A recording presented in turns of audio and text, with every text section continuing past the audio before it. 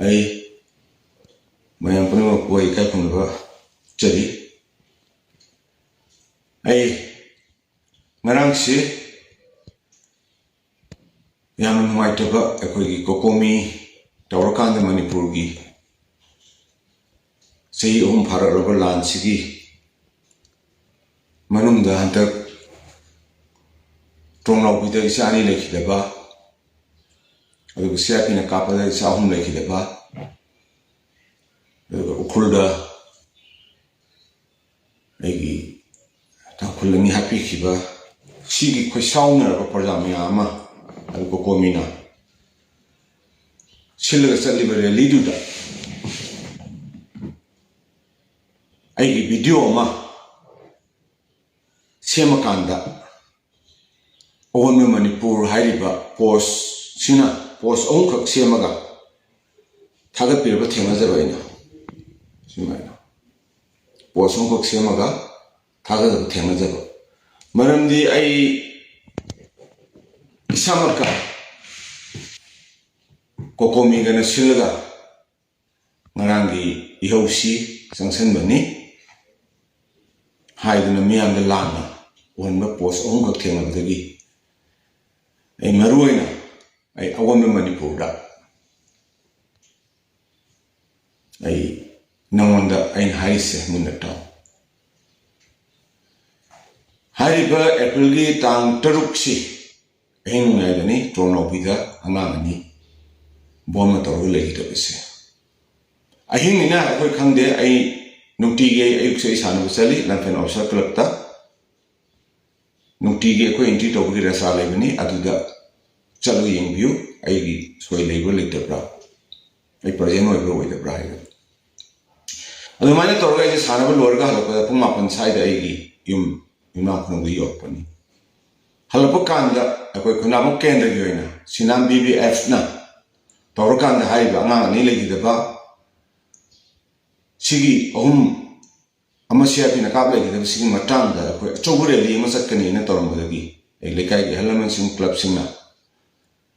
publicity la dagi ai tangai pha na lekai mo na tho ka na numitu tang tare April gi sei e ko pangai mo release pani kunda phum kendra bibia na silkan hai ba tang tare ki release the chali video marang tang kununga da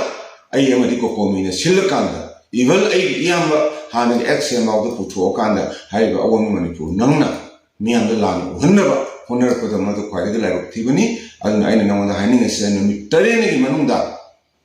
Nanakarim was Sandor of Talba, a woman Manipur, none of the legal as Logan. Adu Makatana, me with another blank of Juneda, me the Kanana and Nebio, I political party, and the Agency of the Marine in a day. I all Manipur night club Tagi Horkan is some ching the position of honor of the Nasi say Kuntrase, Honorable Mr. Amani. I know that Makogi of Munabugi. Nang Martin Pano Honorable Kashu Kangedaba Tang Turtle Lake, the Anang Duki Tang Tariat, I get Lekai, Bibiana Silga, Salubari, Lady Photo, Rongarang. Kokomi mo di ay na simane le sinmani ha na video thagat pila aga miya ma da lan ohna ba kokomi bulan ohna bi video ma da kudak le ko da ni awon man punam aduna aina aroi ba aina hajan mo di on mo manipu nangi tung le pi bijin da fazana hai bio miyang i ho hai ba se lenga tu da mateng pa mo ni lenga pa ngan tho coming off from the Kapana Hangum of the Hala Ivani Aduna Tromloki bomb se Handaki Megatanto Kido Taraga Moirangama Alamalagidre Tromlopida Yanamada Yumnama Pala Pokaigre Ani Ahum Subuda Koktata Tomama Twaigre Mari Subuda Marangi Ichani the bomb or Hatkibani Ko aduga local rancher amasung phangi bani mafam dudagi hailu mayam so yara se hai bra on Manipur nam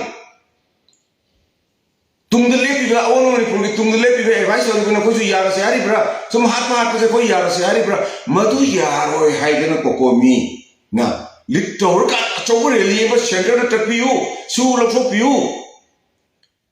Nako terrorist tu piu, mihan ka phabi hayo khorau sida kari akai bi yaw de awon Manipur.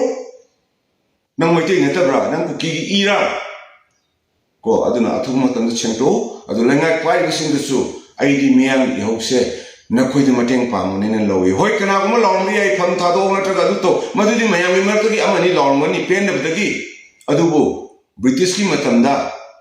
ai di parjana yadre ha British officer nga ka ki ko. Maduna Manipur se British na masa khangi bani ko adumai to dun ngasi nangi praja mayam ko komine litter ga hore yo se ai praja na ya dre su lo khok to di ya roi terrorism se ta thok to bi ya roi makoi de khulai lo khot to bi ya roi hai na khoi ki pangal tho hai bi dang ta na khoi ki dang to thol ko miyam bi na khoi na tiya gas kapa na khoi na loksan ba adu awon Manipur nang na praja man nang tim thadu erga ngara masida akoi maiti masengi marka hana na basingi se masi kwari de la thibini mari menung de victim ho hena bo hona base awon Manipur nanga ai amasu amani adu ai family adu nai bashala puta 7 days ai na namal matam piri adu matunga ai legally nang matka esal lakani pai le lenga sinasu meyan hore bi ho se aran mani mini insin mani hadan lobi gano Fibam ni yaraktab dagi haukiba Iran ni machine hena lenga mati moy ke dori bani ai proyas ni yadre haidena center khong thinbiu haide mukta sangsel honi masi kopi ganu lenga amadi awon Manipur ni matang se tension